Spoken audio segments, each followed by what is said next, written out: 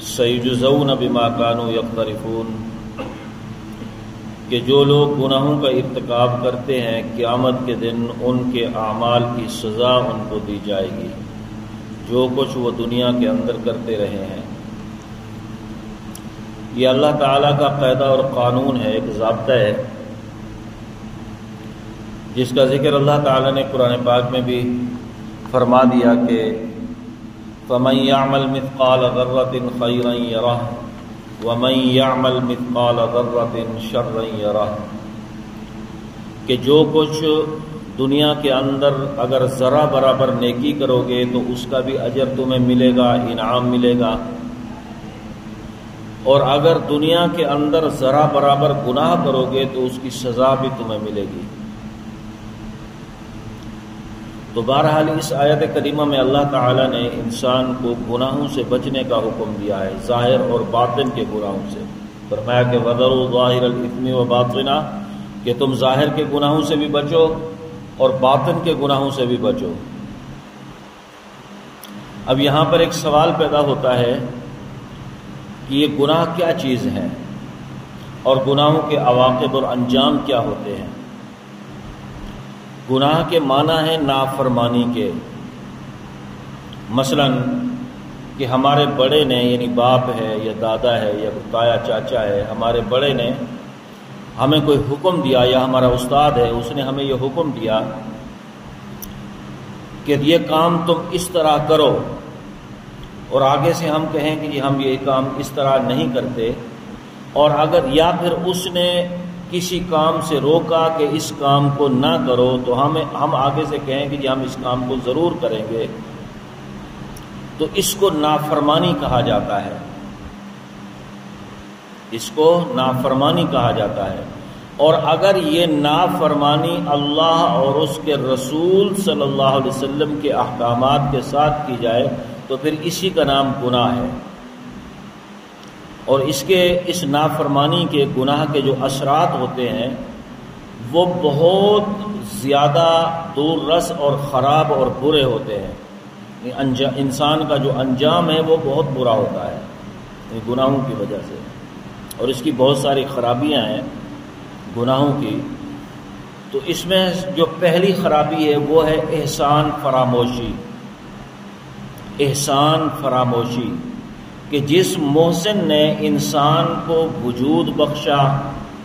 اور انسان ہر وقت اس کی نعمتوں کے اندر غرق ہے، اور سر سے لے کر پاؤں تک انسان کے اوپر اس کی نعمتیں مبذول ہیں،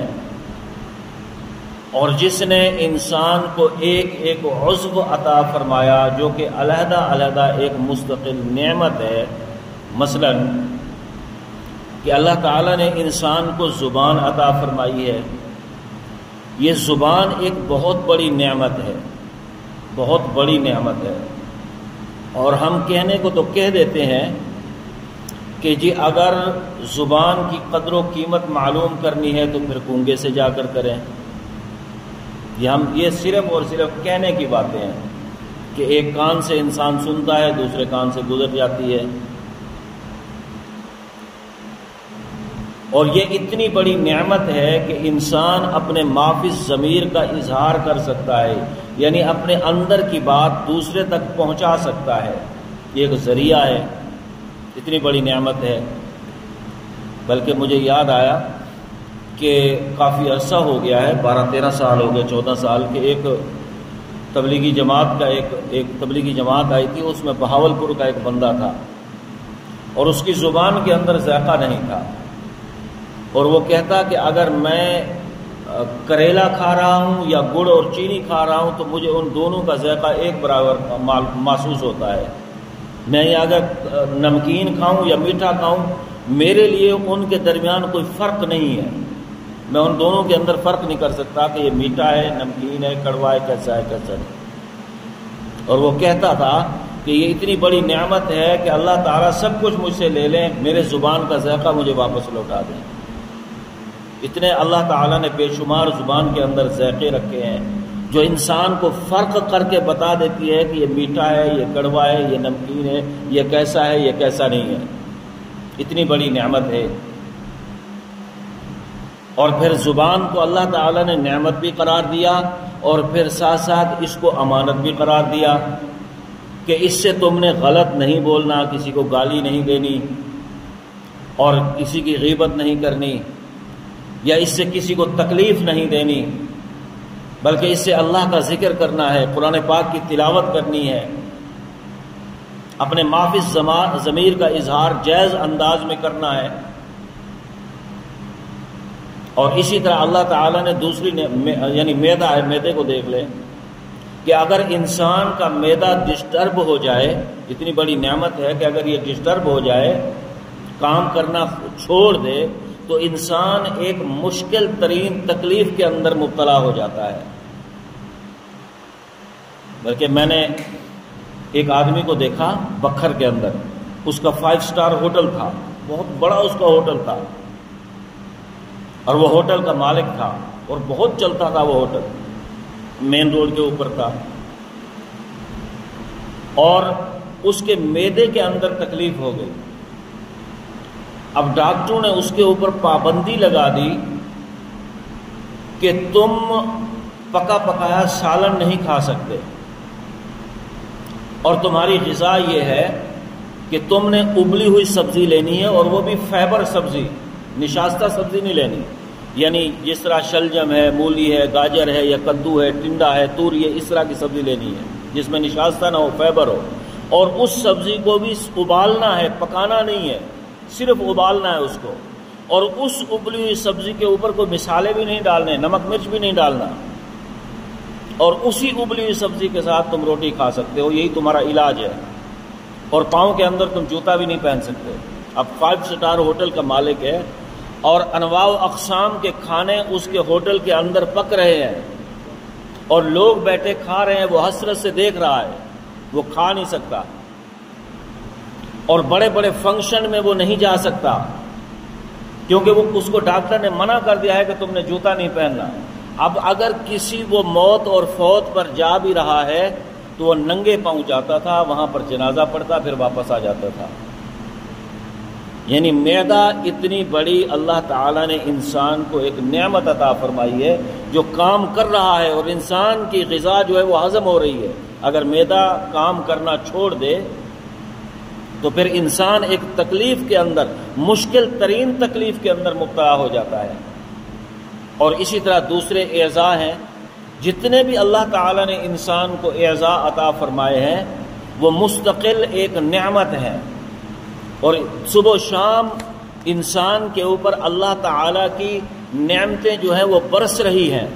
وہ محسن اعظم ہے انسان کا، اور اسی محسن اعظم نے انسان کے اوپر کچھ پابندیاں لگا دی اور کچھ احکامات عطا فرما دیے کہ ان احکامات کی تم نے پابندی کرنی ہے، اور ان چیزوں سے، جن چیزوں سے میں نے منع کر دیا ہے، ان سے تم نے رک جانا ہے۔ لیکن آگے سے انسان کہتا ہے کہ نہیں، جو کام آپ نے جس کام کا حکم دیا ہے، جن کاموں کا حکم دیا ہے میں ان کو نہیں کروں گا۔ مثلا نماز کا حکم دیا تو میں نماز نہیں پڑھوں گا، زکوٰۃ کا حکم دیا تو میں زکوٰۃ ادا نہیں کروں گا، روزے کا حکم دیا تو میں روزہ نہیں رکھوں گا، قربانی کا حکم دیا تو استطاعت کے باوجود میں قربانی نہیں کروں گا، اسی طرح دیگر جتنے بھی احکامات ہیں میں ان کی پابندی نہیں کروں گا، اور جن چیزوں سے آپ نے منع کر دیا ہے ان سے رکوں گا نہیں۔ اسی چیز کا نام احسان فراموشی ہے۔ تو گناہوں کا سب سے پہلا اور بڑا نقصان احسان فراموشی ہے، کہ جس محسن اعظم نے انسان کو کام دیے کرنے کے لیے انسان نہ کرے، اور جن کاموں سے منع کر دیا ان سے نہ رکے، تو اس کو احسان فراموشی کہا جاتا ہے۔ اور دوسری خرابی گناہوں کی کہ انسان کے دل کے اوپر زنگ لگ جاتا ہے، انسان کا دل جو ہے وہ زنگ آلود ہو جاتا ہے، اور انسان کے اوپر غفلت طاری ہو جاتی ہے، انسان غافل ہو جاتا ہے۔ مثلا حدیث پاک میں آتا ہے کہ اللہ کے نبی صلی اللہ علیہ وسلم نے ارشاد فرمایا کہ جب انسان ایک گناہ کرتا ہے تو اس کے دل کے اوپر ایک سیاہ نقطہ لگا دیا جاتا ہے، اور اگر انسان اس گناہ سے توبہ کر لے تو پھر وہ سیاہ نقطہ جو ہے وہ ہٹا دیا جاتا ہے، پھر انسان کا دل جو ہے وہ صاف و شفاف ہو جاتا ہے۔ لیکن اگر انسان توبہ نہ کرے تو پھر وہ نقطہ برقرار رہتا ہے، پھر جب انسان دوسرا گناہ کرتا ہے تو پھر دوسرا سیاہ نقطہ لگا دیا جاتا ہے. پھر اسی طرح اگر انسان تیسرا گناہ کرتا ہے تو پھر تیسرا سیاہ نقطہ لگا دیا جاتا ہے، یہاں تک کہ انسان گناہ کرتا چلا جاتا ہے اور اس کے دل کے اوپر سیاہ نقطے لگتے چلے جاتے ہیں، یہاں تک کہ ایک وقت ایسا آتا ہے کہ انسان کا سارا دل جو ہے وہ کالا سیاہ ہو جاتا ہے گناہوں کی وجہ سے. اور یہ وہ وقت ہوتا ہے کہ جب انسان کے اوپر غفلت طاری ہو جاتی ہے اور انسان کو اچھے برے کی تمیز نہیں رہتی. اور اس لیے فرمایا کہ کلا بل ران علی قلوبہم ما کانوا یکسبون، کہ گناہوں کی وجہ سے جب انسان کا دل کالا اور سیاہ ہو جاتا ہے، نقطے لگ لگ کے کالا اور سیاہ ہو جاتا ہے، تو پھر انسان کے اوپر کوئی نصیحت بھی کارگر ثابت نہیں ہوتی، پھر انسان کے اوپر کوئی نصیحت بھی اثر نہیں کرتی. کیوں نہیں کرتی؟ اس لیے کہ انسان اس وقت غفلت کا شکار ہو چکا ہوتا ہے، وہ اتنا غافل بن چکا ہوتا ہے گناہوں کے اثر کی وجہ سے کہ انسان کو کوئی نصیحت بھی اثر نہیں کرتی. تو دوسری خرابی، دوسرا نقصان کہ انسان کے اوپر غفلت طاری ہو جاتی ہے اور اس کا دل جو ہے وہ کالا سیاہ ہو جاتا ہے. اور اسی طرح تیسرا جو نقصان ہے وہ ہے ظلمت اور تاریکی، کہ انسان کے اوپر ظلمت اور تاریکی جو ہے وہ چھا جاتی ہے. کیونکہ ہم جو ہے گناہوں کے ماحول کے اندر رہ کر ہم گناہوں کے عادی ہو چکے ہیں، اور ہمارے دل سے گناہوں کی جو ظلمت اور تاریکی ہے اور کراہیت ہے وہ ختم ہو چکی ہے. ورنہ ہر گناہ کی ایسی ظلمت اور تاریکی ہے اور ایسی کراہت ہے کہ اگر اللہ تعالیٰ انسان کو صحیح معنی میں ایمان کامل عطا فرما دیں تو پھر انسان گناہوں کی ظلمت، تاریکی اور کراہت کو برداشت بھی نہیں کر سکے گا اگر صحیح انسان کا ایمان کامل ہو تو. مثلا ہمارے ایک بزرگ گزرے ہیں مولانا یعقوب علی نانوتوی رحمۃ اللہ علیہ، یہ دارالعلوم دیوبند کے شیخ الحدیث تھے، بلکہ صدر مدرس تھے اور مجذوب بزرگ تھے، اللہ والے تھے. اور ان کے حالات میں لکھا ہے کہ وہ ایک مرتبہ ایک دعوت میں چلے گئے، ایک مرتبہ کسی دعوت میں چلے گئے اور ان کے سامنے کھانا پیش کیا گیا تو حضرت نے ایک لقمہ ہی لیا تھا، ابھی اس کو چبا کر نگلا ہی تھا، یعنی اندر داخل کیا، کہ حضرت کو محسوس ہو گیا کہ یہ کھانا جو ہے یہ مشکوک قسم کا ہے، اس بندے کی جو آمدنی ہے وہ صحیح نہیں ہے. تو حضرت نے کھانا چھوڑ دیا اور واپس آ گئے. اب حضرت خود فرماتے ہیں، مولانا یعقوب علی نانوتوی رحمۃ اللہ علیہ خود فرماتے ہیں کہ 2 مہینے تک اس ایک لقمے کی ظلمت اور تاریکی میرے دل کے اوپر چھائی رہی اور میرے دل کے اندر مختلف قسم کے خیالات آتے رہے کہ میں یہ گناہ بھی کر لوں، یہ گناہ بھی کر لوں. 2 مہینے تک مسلسل اس ایک لقمے کی وجہ سے. تو گناہوں کا اثر یہ ہوتا ہے کہ انسان کے اوپر ظلمت اور تاریکی چھا جاتی ہے، پھر انسان کے دل کے اندر مختلف قسم کے وسوسے اور خیال آتے رہتے ہیں کہ میں یہ گناہ بھی کر لوں، یہ گناہ بھی کر لوں، یہ گناہ بھی کر لوں. اور ہمارے دلوں کے اندر کیوں محسوس نہیں ہوتی ظلمت اور تاریکی؟ اس لیے کہ ہم گناہوں کے ماحول کے اندر رہ کر ہمیں گناہوں کا فرق، ہمارے درمیان گناہوں کا فرق جو ہے وہ ختم ہو چکا ہے، مٹ چکا ہے. یہی وجہ ہے کہ ہمیں گناہوں کی ظلمت اور تاریکی جو ہے وہ محسوس نہیں ہوتی. اس کو ایک مثال سے سمجھیں. ایک مکان ہے، اس مکان کے اندر ایک آدمی رہ رہا ہے اور وہ مکان جو ہے وہ ایسا ہے کہ وہ بدبودار ہے، اس کے اندر ہر طرف گند پھیلا ہوا ہے اور اس بدبودار مکان کے اندر، اس بدبودار ماحول کے اندر ایک آدمی رہ رہا ہے. اس کا اٹھنا بھی وہیں پر ہے، اس کا کھانا پینا بھی وہیں پر ہے، اس کا سونا بھی وہیں پر ہے. اب باہر سے ایک آدمی آتا ہے اور جیسے ہی وہ اس مکان کے اندر داخل ہوتا ہے تو اس کو بدبو کے بھبکے جو ہے وہ اٹھتے ہوئے محسوس ہوتے ہیں، اس کا دماغ چکرا جاتا ہے. اب اس مکان کے اندر جو آدمی رہ رہا ہے وہ باہر سے آنے والا اس کو کہتا ہے کہ بھائی اس مکان میں تو شدید قسم کی بدبو ہے اور گندگی پھیلی ہوئی ہے، تم اس ماحول میں کیسے رہ رہے ہو؟ تو آگے سے مکان میں رہنے والا انسان کہتا ہے، شخص کہتا ہے کہ میں تو سالوں سے یہاں پر رہ رہا ہوں، مجھے تو بدبو محسوس نہیں ہوتی۔ تم اپنے ناک کا علاج کراؤ کہ میں تو سالوں سے یہاں پر رہ رہا ہوں، مجھے بدبو محسوس نہیں ہوتی، اور تم کہہ رہے ہو کہ تمہیں بدبو محسوس ہو رہی ہے۔ اب کیوں اس کو بدبو محسوس نہیں ہو رہی تھی؟ اس لیے کہ وہ اس بدبودار مکان کے اندر رہ کر اس بدبو کا وہ عادی بن چکا تھا، اور باہر سے جو آیا اس کو بدبو جو ہے وہ برداشت نہیں ہوئی۔ تو یہی وجہ ہے کہ ہمیں گناہوں کی بدبو اور کراہیت اس لیے محسوس نہیں ہوتی کہ ہم گناہوں کے ماحول کے اندر رہ کر گناہوں کے عادی ہو چکے ہیں، ورنہ گناہوں کی ظلمت اور تاریکی جو ہے وہ چھپی ہوئی نہیں ہے۔ جن کو اللہ تعالیٰ ایمان کامل عطا فرماتے ہیں ان کو محسوس ہوتی ہے گناہوں کی ظلمت اور تاریکی۔ تو دوسرا نقصان یہ ہے کہ تیسرا نقصان یہ ہے کہ انسان کے دل کے اوپر ظلمت اور تاریکی جو ہے وہ چھا جاتی ہے۔ اور اسی طرح چوتھا نقصان یہ ہے گناہوں کا کہ انسان کی عقل خراب ہو جاتی ہے، الٹی ہو جاتی ہے، اوندھی ہو جاتی ہے گناہوں کی وجہ سے۔ دیکھیے شیطان جو ہے، ابلیس، یہ گناہ کا سرچشمہ اور موجد ہے۔ اس کائنات کے اندر سب سے پہلے اسی نے گناہ کو ایجاد کیا۔ اس سے پہلے گناہ کا اس کائنات کے اندر کوئی تصور نہیں تھا کہ جب اللہ تعالیٰ نے آدم علیہ السلام کو پیدا فرمایا اور سب فرشتوں کو کہا کہ آدم علیہ السلام کو سجدہ کرو، اور ساتھ شیطان کو بھی کہا کہ تو بھی سجدہ کر،